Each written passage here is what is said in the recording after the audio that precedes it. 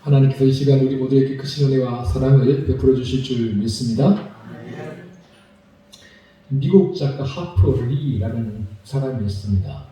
이 사람이 쓴 책이 앵무새 죽이기라는 책이 있는데 아주 유명한 책이죠. 1960년에 출간된 이 앵무새 죽이기로 말미암아 하프리는 세계적인 작가가 되었습니다. 그 명성이 대단히 그렇습니다. 인종차별, 미국의 엘라바마의 소도시를 중심으로 한 인종차별에 대한 이야기인데요. 그 이야기가 전 세계적으로 반향을 일으켰습니다. 그래서 하프리가 정말 어마어마한 성공을 거두고 전 세계적으로 유명한 사람이 되었는데 그녀가 퓰리츠상을 수상을 했고요. 또 미국에 주는 자유의 메달도 수상을 했습니다. 뿐만 아니라 그녀가 쓴 앵무새의 죽이기는 영화로도 제작이 되었습니다.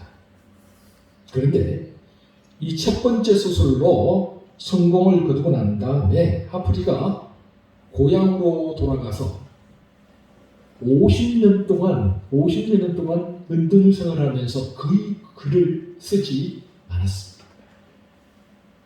이런 하프리를 향해서 스티븐 킹이라는 작가가 유혹하는 글쓰기라는 책에서 이렇게 말을 했습니다. 글을 조금 쓰는 것도 좋지만 나는 그런 사람들에 대해서 두 가지 질문이 있다. 그들이 글을 쓰는데 걸린 시간이 얼마나 되었을까? 그리고 그 나머지 시간에는 도대체 무엇을 하는 것일까?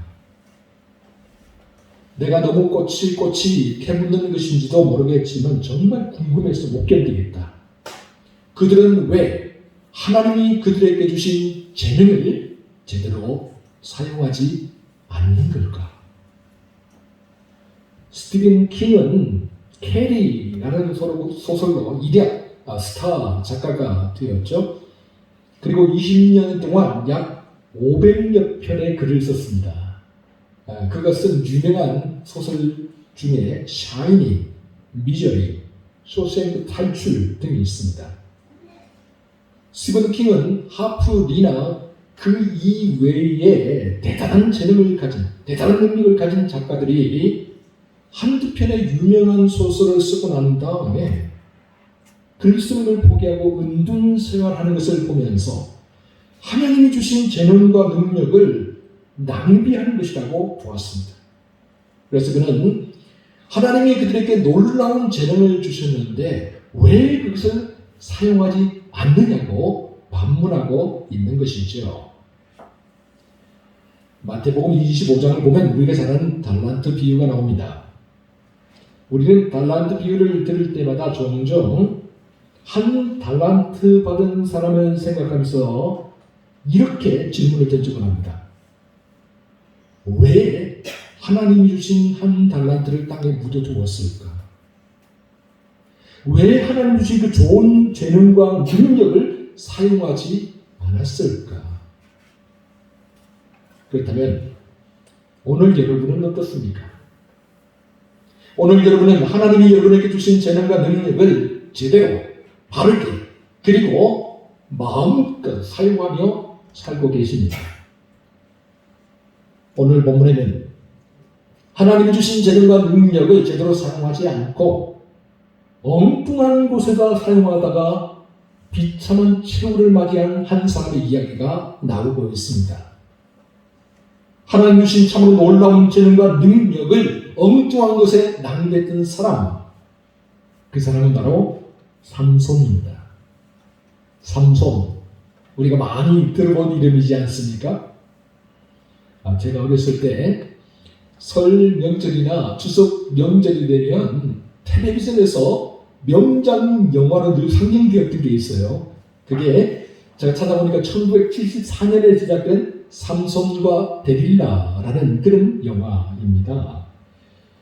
너무나 유명한 괴력의 소유자였던 삼손과 그리고 이 삼손이 사랑했던 여인이던 데릴라와의 가슴 아픈 사랑 이야기. 어린 시절 저에게 남아있는 삼손과 데릴라라는 영화의 기억입니다. 그러면 이 삼손과 데릴라는 1996년에 다시 만들어졌고요. 그리고 2018년에는 삼손이라는 영화 이름으로 다시 리메이크 되었습니다. 이처럼 삼손과 관련된 영화들이 잊혀질만 하면 다시 만들어지고 또 잊혀질만 하면 만들어지고 이렇게 반복되고 있습니다. 여러분 왜 그럴까요? 그만큼 성경에 나오는 삼손의 이야기 구성과 그 소재들이 일반 사람들에게도 매력적으로 다가오기 때문입니다. 그런데 여러분 이런 질문을 받아보신 적 있습니까? 혹시? 성경에 참 많은 바보들이 등장을 합니다. 네. 그들 중에서도 성경에 나오는 3대 바보가 있다고 해요. 들어보신 적이 있나요, 혹시? 성경에 나오는 3대 바보. 첫 번째는 팥죽 한 그릇에 자기 동생에게 장작권을 팔아버렸던 에서입니다. 두 번째는 은 30에 자기의 스승이신 예수님을 배신하고 팔아버렸던 가롯 유다입니다. 그리고 마지막으로 세 번째는 사랑의 눈이 멀어서 드릴라에게 넘어가 비참한 최후를 맞이했던 삼손입니다. 성경에 나오는 3대 바보 중에 한 명이 바로 삼손이죠. 삼손이라는 이름은 태양과 같다라는 그런 뜻을 가지고 있습니다.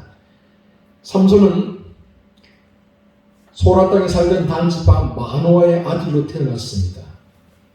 원래 마노아의 아내가 임신을 하지 못하는 그런 여인이었는데 하나님의 능력으로 말하면 기적적으로 아들 삼손을 낳게 되었죠. 삼손은 태중에서부터 구별된 나실인이었습니다. 태중에서부터 나실된 삼손은 보통 평범한 사람들과는 달리 포도주와 독주를 마실 수가 없었고요. 또 율법으로 규정한 부정한 것들이나 죽은 시체를 만질 수가 없었습니다. 뿐만 아니라 그의 머리에 삭도를 대서 머리털을 깎을 수도 없었습니다. 하나님께서 마노아의 가정에 삼손을 주시고 그를 나실인으로 구분한 이유는 분명합니다. 성경에 나와 있습니다. 하나님께서 말씀하시죠. 사사기 13장 5절을 보면 이렇게 되어 있습니다. 그가 블레셋 사람의 손에서 이스라엘을 구원하기 시작하리라. 하나님은 삼손을 통해서 이스라엘을 블레셋의 압제로부터 구원하실 매우 특별한 계획을 가지고 계셨던 것입니다.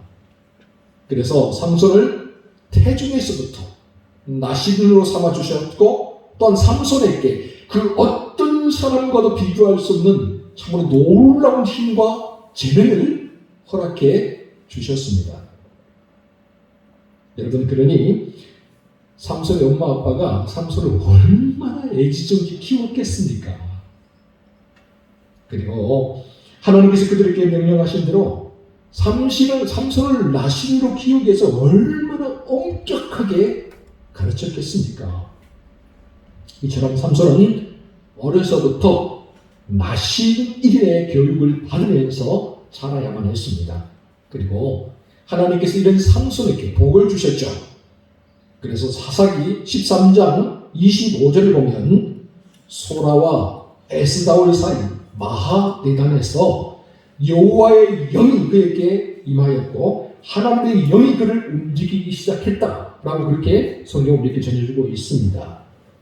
하나님께서 늘 그와 함께 하셨다라는 그런 이야기죠. 그런데 문제가 생겼습니다.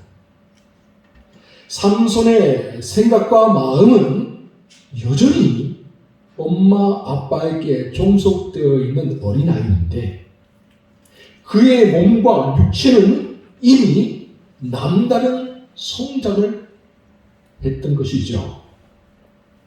육체와 정신 사이의 불균형, 부조화, 이로 인해 발생되는 내적인 갈등들. 그러니까 삼손은 마치 언제 터질지 모르는 시한폭탄과 같은 존재였던 것입니다. 그러던 날 삼손은 하나님이 자신에게 주신 남다른 힘으로 딥나로 내려가는 길에 사자를 만나 맨손으로 그 사자를 찢어 죽였습니다. 그리고 얼마 후에 다시 그 길을 내려가는데 가만히 보니까 죽은 사자의 시체에 벌들이 집을 짓고 그 벌이 꿀이 가득 넘쳐나고 있는 거예요. 그래서 손을 뻗어서 그 꿀을 먹고 그 꿀을 가져다가 자기 부모에게도 주었습니다. 그러니까 삼손이 부정한 것이나 시체를 만졌으면 안 된다는 나시린의 규례를 부모님 몰래 어기며 살았던 것입니다. 그리고 삼손의 이야기는 언제나 여인들이 등장하는 것을 우리가 볼 수가 있죠.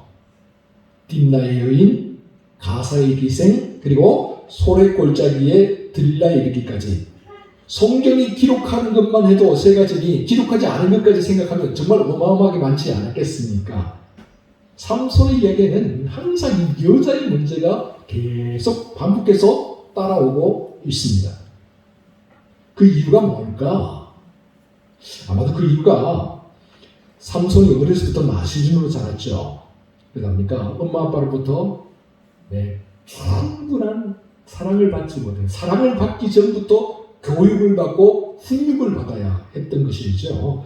그래서 장성해서 부모에게 받지 못한 사랑을 여인에게서, 이성에게서 받으려고 충족시키려고 했던 것이 아닌가 생각을 해봅니다. 그래서 사사기 16장 19절을 보면 여인의 무릎을 베고 잠들어 있는 삼손의 모습을 가만히 보면요, 마치 아무 걱정 근심 없이 편안하게 엄마 품에 안겨있는 어린아이의 모습이 상상됩니다. 어쨌거나 삼손은 하나님이 주신 힘과 능력으로 라맛 레히에서 나귀 특교로 블레셋 사람 1,000명을 죽였습니다. 여러분, 착각하리 아닙니다. 나귀의 특교로 1,000명의 사람을 죽였으니 그 힘이 얼마나 대단했는가, 우리가 상상도 못할 정도였다는 것을 알 수가 있는 대목이죠. 그러면서 삼손은 이스라엘의 사사가 되었고 무려 20년 동안을 이스라엘을 다스렸습니다. 그런데 이스라엘의 사사가 된 이후에 보여준 삼손의 행동들을 가만히 살펴보면 그야말로 실망의 연속이다라는 사실입니다. 이스라엘 사사가 된 삼손은 하나님이 주신 힘과 능력으로 이스라엘을 잘 다스리고 백성들을 평안하게 해줄 생각을 하지 않고 계속해서 여인들의 꽁무니만 따라다녔습니다.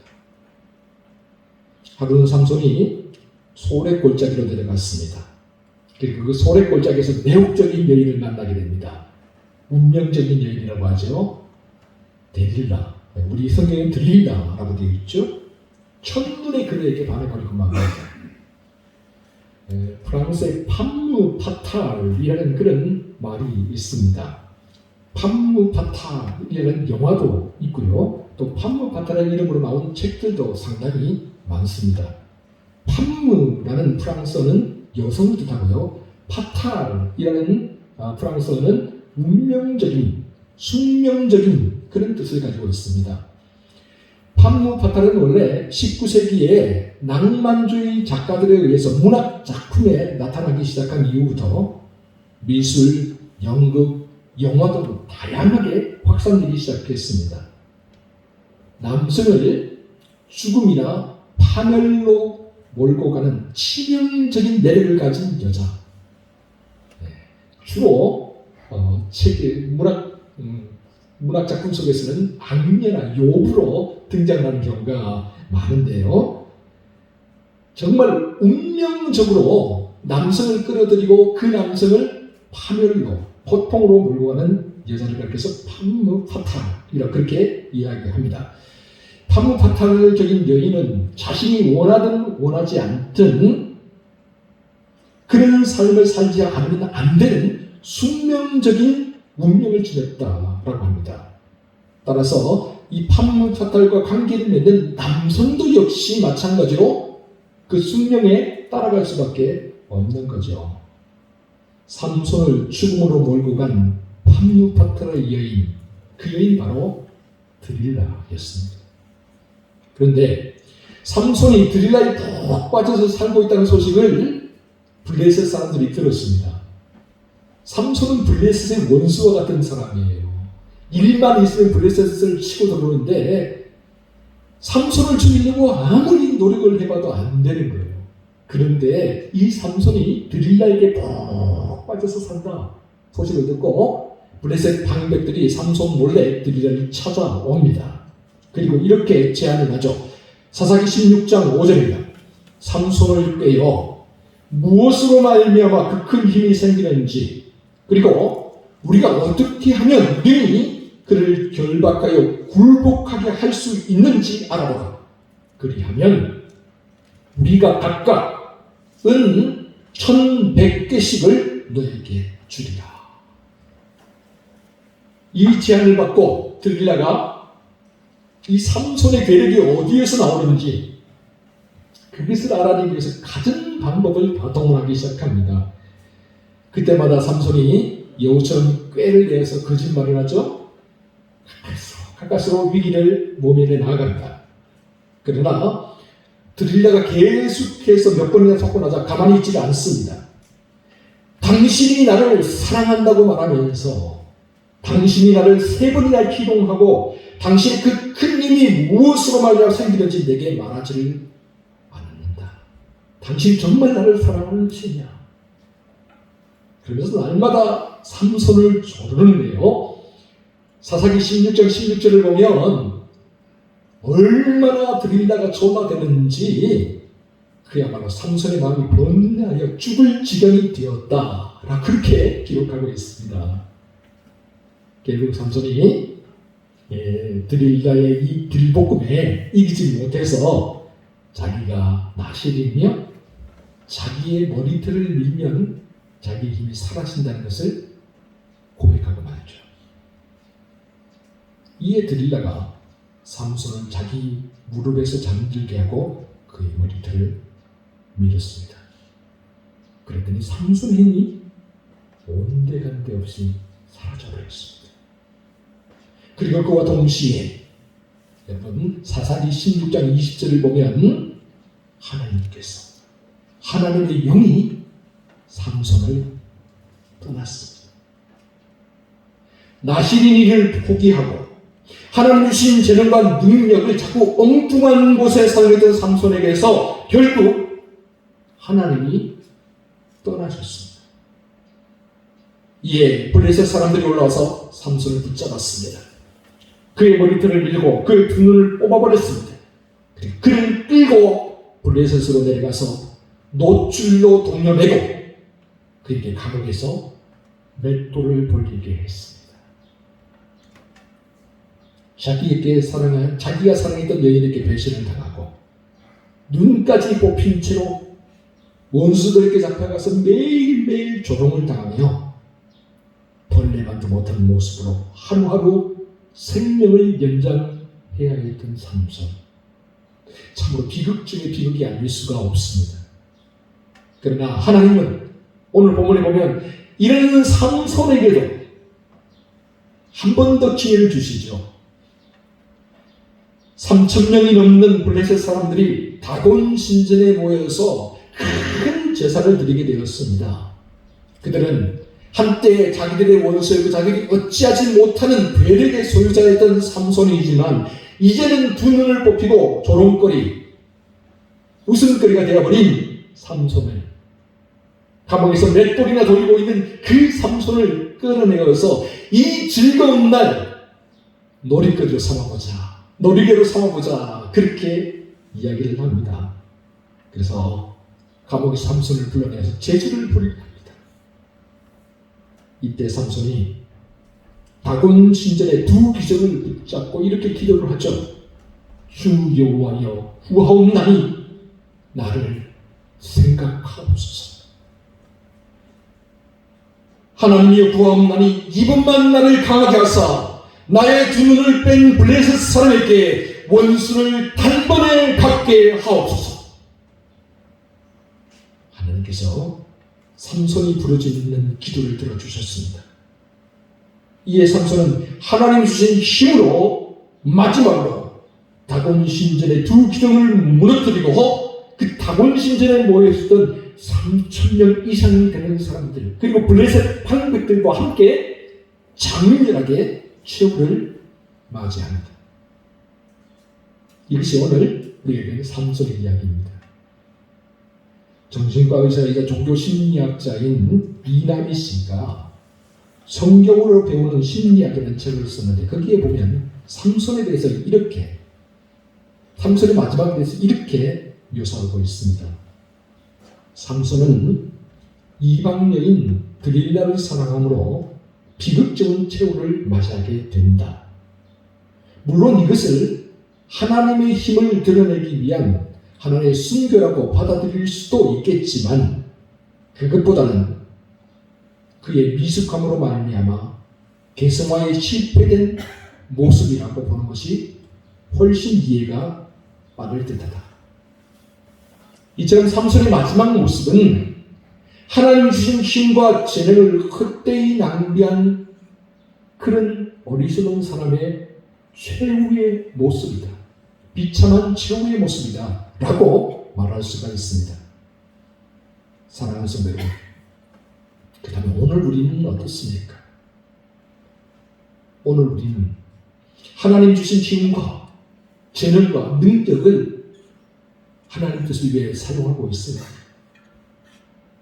하나님 우리 주신 힘과 재능과 능력을 삼손처럼 이기적인 욕망과 욕심을 위해 엉뚱한 곳에 사용하는 것은 아닙니까? 여러분, 하나님을 위해 사용해야 합니다. 하나님의 뜻과 계획을 위해 사용해야 합니다. 하나님의 나라와 하나님의 영광을 위해 사용할 수 있어야 합니다. 한국의 슈바이츠 박사로 불리는 장기려 박사가 있습니다. 장기려 박사가 경성의전 부석병원 근무 시절에 척추 결핵으로 입원했던 춘원 이광수의 주치의를 맡았죠. 이것이 인연이 되어서 그는 춘원이 쓴 소설 사랑에 나오는 주인공 의사 안빈의 실제적인 모델이 됩니다. 장기려 박사는 1911년 평안북도 용천에서 태어났는데요. 1950년 6.25 전쟁이 발발하자 아내와 5남매를 북한에 남겨두고 둘째 아들만 하나 데리고 남쪽으로 내려왔습니다. 월남 이후에 그는 6개월 동안 부산 제3육군병원에서 일을 했는데요. 그 이듬해 1951년 6월에 부산 영도구 남항동에 있는 한 교회 창고에서 행여병자들을 진료하기 시작합니다. 길가에 전쟁터 상황이었으니까요. 길가에 늘어져 있는 병자들을 죽어가는 사람들이 너무 많은 거예요. 그걸 안타깝게 여기고 그들을 데려다가 치료해주기 시작했던 겁니다. 여기에서 부산 보금병원이 시작되었던 것이죠. 장기려 박사는 자신이 의사가 된 동기는 의사를 한 번도 보지 못하고 죽어가는 가난한 사람들을 위해 뒷산의 바위돌처럼 항상 든든히 서 있는 의사가 되기 위해서라고 그렇게 늘 이야기를 했습니다. 그런 그였기 때문에 수술비가 없는 환자들을 데려다가 자기의 월급으로 피를 사서 그 환자들을 수술해 주기도 했습니다. 심지어는 자기의 월급을 다 터들어 환자의 수술비를 감당할 수 없을 만큼 되자 아예 수술하고 난 다음에 조금 나을 만하면 그 환자에게 야반 도주하라고 수술비 내지 말고 도망가라고 그렇게 병원 원장이 부추기까지 할 정도로 그렇게 가난한 사람들, 없는 사람들 굉장히 동의하잖아요. 그 사람들 그렇게 큰 일이 여기고 도와주었다고 합니다. 근데 이런 사실들이 세간에 알려지니까 가난한 사람들, 돈 없는 사람들, 병자들이 온통 온 장기대 박사를 만나러 몰려들기 시작했습니다. 그래요. 그 사람들 다 도와주느라고 평생 집안채 갖지를 못했다고 합니다. 병원 옥상에 있는 20평 사택에서 평생 살았다고 하죠. 그럼에도 불구하고 그는 돈만 생기면 그 돈 다 들여서 무의촌 진료를 다녔고, 그리고 뿐만 아니라 1968년에는 한국 최초의 의료보험 제도인, 지금 우리가 아는 의료보험 제도의 모태가 된 거죠. 청십자 의료보험 조합을 설립해서 가난한 사람들을 위해서 병원의 문턱을 낮춰 주었습니다. 장기대 박사는 자기 집에 찾아온 거지를 내치기는커녕 오히려 밥이라도 먹고 가라고 겸상을 해서 그에게 밥을 차려주기도 했다고 하죠. 또 외출에 나갔다가 번번이 거지들을 만나면 자기가 입고 있던 외투마저도 벗어주고 집으로 돌아오곤 했다고 합니다. 그래서 사람들은 이런 글을 보면서 살아있는 선자다, 작은 예수다, 바보 의사다, 그렇게 불렀다고 합니다. 그런데 여러분, 장기대 박사가 죽으면서요, 자기 비석에다가 이런 문구를 새겨달라고 해요. 오직 주님만 섬기다가 간 사람. 이런 유언을 남길 정도로 장기대 박사는 독실한 그리스도인이었던 거죠. 사실 장기대 박사가 하여금 자기의 재능을 평생 남을 위해 헌신하고 봉사하며 살도록 만들었던 요인이 바로 기독교 신앙이었습니다. 그는 하나님이 그에게 주신 재능을 필요한 사람들을 위해서, 그리고 하나님을 위해서 마음껏 사용하다가 하나님으로 돌아갔습니다. 그래 그는 영원히 빛나는 궁창의 별과 같은 사람이 되었습니다. 사랑하는 성도 여러분, 오늘 우리는 하나님이 주신 재능과 능력을 제대로 바르게 그리고 마음껏 사용하며 살고 계십니까? 행여 삼손처럼 엉뚱한 곳에다 사용하고 있는 것은 아닙니까? 행여 한 달란트 받은 종처럼 땅에 묻어두려고 하는 것은 아닙니까?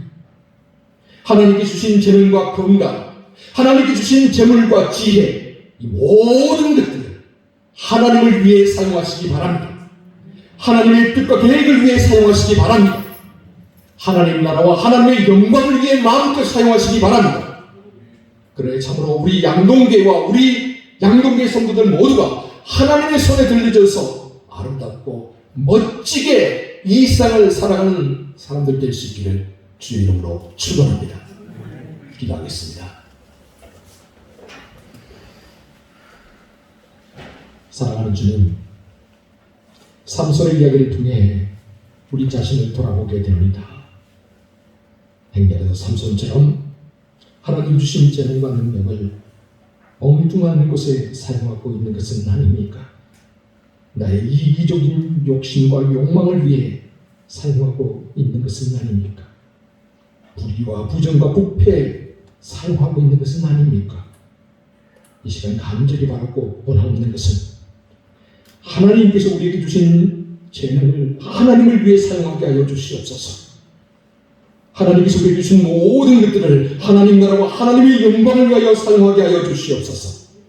그래서 우리가 이 땅에 사는 동안 저 하늘에 빛나는 궁창의 별과 같이 하나님 마음에서 빛나는 이름들이 되게 하여 주시옵소서. 모든 말씀 우리 구주 예수 그리스도의 이름으로 기도하옵나이다. 아멘.